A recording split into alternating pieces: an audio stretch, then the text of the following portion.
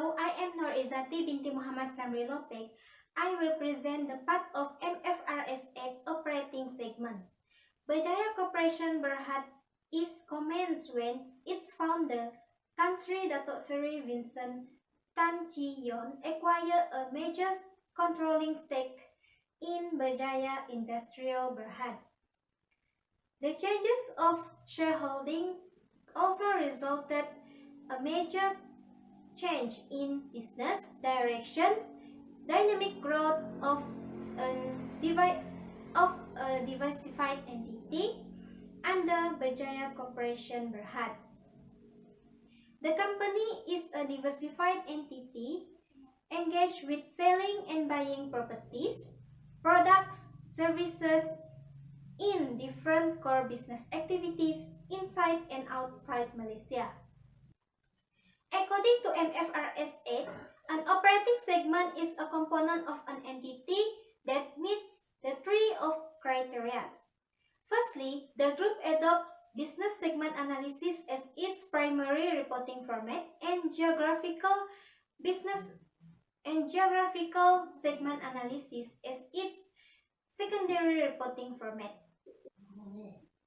For the second criteria, for management purposes, the company is organized into operating segments based on their products and services which are managed by the segment managers responsible for the performance of respective segments under their charge. The segment managers report directly to the management of the groups who regularly review the segment results in order to allocate resources to the segments and to assess the segment performance. For the third criteria, a reportable segment for Berjaya Corporation Berhad is one that meets any one of the quantitative threshold which its reported revenue is 10% or more than the combined revenues of all operating segments, or segment results where the profit or loss it is 10% or more than the combined results of all segments in profit or loss, or whichever the segment assets are 10% or more than the total assets of all operating segments. If total external revenue attributable to reportable segment identifies using the 10% threshold is less than 75% of the total consolidated or entity revenue, additional segment should be identified as reportable segment until at least 75% of consolidated or entity revenue is included in reportable segment. There are two types of segment which Berjaya Corporation Berhad is organized on worldwide basis and presents its segmental information based on business segment, which are financial services, marketing of consumer products and services, property investment and development, hotels and resorts, gaming and related activities, restaurants and others. The geographical segmental information is prepared based on the location of assets, whether it is inside and outside Malaysia. Now we move to the CODM. The term of Chief Operating Decision Maker function is to allocate resources to and assess the performance of the operating segment of an entity. For instance, Ernest Lau Luk Ding was appointed as Chief Financial Officer of Berjaya Corporation Berhad on 1st January 2019. Syed Ali Shahul Hamid is the Chief Executive Officer of Berjaya Land Berhad and responsible for overseeing all the engineering aspects of Berjaya Land property in Malaysia and overseas. Xiao Suipin is the non-independent executive director of Berjaya Sports Total Berhad and responsible to make decisions on gaming and related activities. Sydney Lawrence Quais is the Chief Executive Officer of Berjaya Food Berhad and responsible for the growth and oversee the day-to-day operation decision for food and beverage in restaurants activities. Lau Bi Sun is Redtown's Group Chief Executive Officer. He is responsible in driving Redtown's expand its spectrum of offering in the area of digital services and infrastructure. And Heo Chit Kong is the Corporate Director Finance of Berjaya Hotels and Resorts Division and responsible to oversee the hotels and resorts activities. The third one is Korpohwa is the President of Berjaya Vacation Club Berhad. He is managed the company's timeshare, golf and club division. Chok Eng Tah is the Managing Director of Berjaya Enviro Holding Sendirian Berhad and directors of several local and overseas subsidiaries of Berjaya Corporation Berhad. Assalamualaikum and a very good day. My name is Norazah Binti Bujang and I'm going to present about segmental report of Berjaya Corporation Berhad as well as the advantage and disadvantage of segment reporting. So in order to qualify the requirement of at least 4 reportable segment and a minimum of 1 non-reportable segment, we use identifiable asset test to find the 10% threshold for reportable segment. So to find whether the segment is reportable or non-reportable, we divided the identified asset with total asset of all operating segment, and therefore we get the percentage of each segment. So as you can see, based on the 10% threshold test, 4 of the operating segment exceeds 10% test and therefore recognized as reportable segment. So after we determine the reportable segment, we need to ensure that the total external revenue of reportable segment is at least 75% of the total revenue, total external revenue by applying the 75% rules. So after we apply the 75% rules, we get the percentage of 88.63%, and this combined external sales for all 4 reportable segments exceed 75%, and hence no additional segment is identified as reportable segment. Therefore, the other segments will remain as non-reportable segment and is grouped together under all other segments category. And this is the newly constructed segment report for Berjaya Corporation Berhad as at 30th June 2020. So as you can see, there are 4 reportable segments, and while the non-reportable segment is grouped together under all other segment category. So we have the revenue from the operating segment, and then we have the result where they get lost for the year for about 91,126,000, and then we have the segment assets and liability where there is an identified asset and liabilities as well as the unallocated asset and liability. There's also other segment included in the segmental report of Berjaya Corporation Berhad. They are capital expenditure, depreciation and amortization, impairment loss, and other non-cash expenses. Next is the advantage of segment reporting. The first one is to provide improved context in the financial report for better understand by public that may help the stakeholder or investor to get better change of any changes of fluctuation that might affect the overall number in the financial report. So for example, Berjaya Corporation Berhad reports much higher earning than expected, and this segment reporting shows the information on where the earnings come from. And secondly, transparency, as it shows separating profitable segment. For example, Berjaya Corporation Berhad operates in different activities and geographical areas, and this segment report can reveal which activities or geographical area are more profitable and which are not that profitable. And lastly is the data manipulation. For example, if Berjaya Corporation Berhad is having losses in hotel and resort activities, it could be grouped together with unrelated profitable business activity, which is gaming activities, to paint a better picture of performance. And next is the disadvantage of segment reporting. And one is the measurement basis for intersegment transaction that used to prepare results for reporting segment. There are few methods for intersegment transfer, and each of these methods result in different operating result, and therefore it may confuse the shift of decision making in making decision. And secondly, segment reporting leads to the disadvantage and difficulty in providing data. So if the management look up upon profit and loss statement, they will run into trouble with the sales figure, particularly in the intersegment sales figure. And lastly, it leads to the problem of misinterpretation by public users.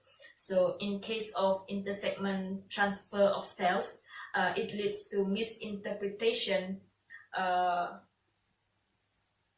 by user groups of target if the segment sales figures are larger than the consolidated sales figure.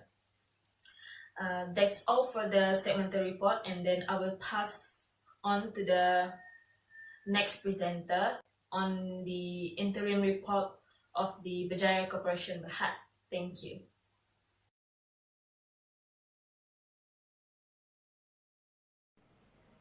My name is Aidawati, and I will be presenting on the basis of preparation of interim report. Berjaya Corporation Berhad is using a discrete view to prepare their interim financial report. The report is prepared on periodic basis, that is, they prepare quarterly. When preparing interim financial report, a company gets to choose whether to present a complete set of financial statement or a condensed consolidated financial statement. And Berjaya Corporation Berhad choose to present a condensed consolidated financial statement, which consists of condensed consolidated of statement of financial position, condensed consolidated statement of comprehensive income, condensed consolidated statement of changes in equity, and condensed consolidated statement of cash flow. Other than that, Berjaya Corporation Berhad also included notes to the unaudited interim report that will give explanation on event or any transactions to help understanding of the changes in financial position and performance of the Berjaya Corporation Berhad since the end of the last annual reporting period. Next, I will be presenting on any two of the accounting policies used by the group in their interim financial report. Consistently, the Berjaya Corporation Berhad use the same accounting policies for their interim report and their actual and full year annual financial report. So there is no difference. The accounting policy, the first one is leases. The group measure the right of use of the asset to be equal to the lease liability, which is the present value of the remaining total lease payment.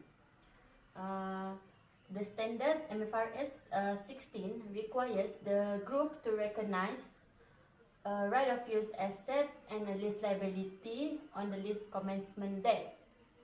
The right of use asset is initially measured at cost and subsequently at cost less accumulated depreciation and impairment loss, and the adjusted for certain remeasurement of the lease liability. The next accounting policies is for the revenue. The Berjaya Corporation Berhad recognize their revenue from contracts with customers based on the five 5-step model as that is, first, they identify contract with a customer. Second, identify the performance obligation in the contract. Third, determine the transaction price. Four, allocate the transaction price to the performance obligation in the contract. And lastly, they will recognize the revenue when the group satisfy a performance obligation. Corporation Berhad choose to prepare quarterly of its interim report. The basic objective of financial reporting is to provide information useful to investor, creditor, or other user with more timely or current information. Following the global outbreak of the COVID-19 pandemic, many governments had imposed varying degree of lockdown as a preventive measure to curb the outbreak, which had resulted in closure of the business operation of group for varied time during the third and fourth quarter of the financial year under review. As Berjaya Corporation Berhad, known as the leader in the tourism field, it affected the business with the continued closure of international border. Travelers will be forced to postpone their trip and cancel hotel booking as well as flight plan, which make a huge loss for Malaysia as a whole. The financial year under review was challenging for Berjaya Corporation Berhad. Therefore, many planning has been made to overcome the problem. For example, the company decided to expand the lottery business as the company consciously optimistic that its business will remain resilient and maintain its market share. Therefore, interim monitoring by presenting periodic interim report thereby play important role in the investment decision. Current and interim report of statement of financial position, statement of changes in equity, and statement of cash flow is same, which is for the first quarter is 1 July 2019 to 30 September 2019. Second quarter is 1 July 2019 to 31 December 2019. And the third quarter is 1 July 2019 to 31 March 2020. And the fourth quarter is 1 July 2019 to 30 June 2020. For the current 3 months of statement of profit and loss, the first quarter is 1 July 2019 to 30 September 2019. Second quarter is 1 October 2019 to 31 December 2019. Third quarter is 1 January 2020 to 31 March 2020. And the fourth quarter is 1 April 2020 to 30 June 2020. Comparative interim report for statement of financial position, statement of changes in equity, and statement of cash flow is same as well, which is for the first quarter is 1 July 2018 to 30 September 2018. Second quarter is 1 July 2018 to 31 December 2018. And the third quarter is 1 July 2018 to 31 March 2019. And the fourth quarter is 1 July 2018 to 30 June 2019. For the financial position as at 30 June 2020 is 1 July 2018 to 30 June 2019. Next, I will present about the adjustment made by the company. The first adjustment made by Berjaya Corporation Berhad is from MFRS 137, provision, contingent asset, and contingent liability. The adjustment is on contingent asset, which a fire had occurred at the Berjaya Corporation Berhad beach resort, resulting a loss of certain property, plant, and equipment. The claim has been filed under the fire insurance policy. GAAP requires a notes disclosure in financial statement for any contingent asset, and under MFRS 137, Berjaya Corporation Berhad does not necessarily need to report contingent assets. because they may never materialize. Berhad made an adjustment of MFRS108, the accounting policy. The financial statement of group for the quarter ended 31 July 2018 are the first set of interim financial report prepared in accordance with the MFRS framework. Hence, MFRS1, first time adoption of Malaysian financial standard, has been applied. The MFRS framework is effective for the group from 1st May 2018 and the date of transition to the MFRS framework for the purpose of preparation of the MFRS compliant interim financial report is 1st May 2017. As provided in the MFRS1, first time adopter of MFRS framework can elect optional exemption from full retrospective application MFRS. The group has elected not to apply MFRS 3 business combination and MFRS 10 consolidated financial statement retrospectively. That is not restated any of the business combination that occur before the date of transition to the MFRS framework.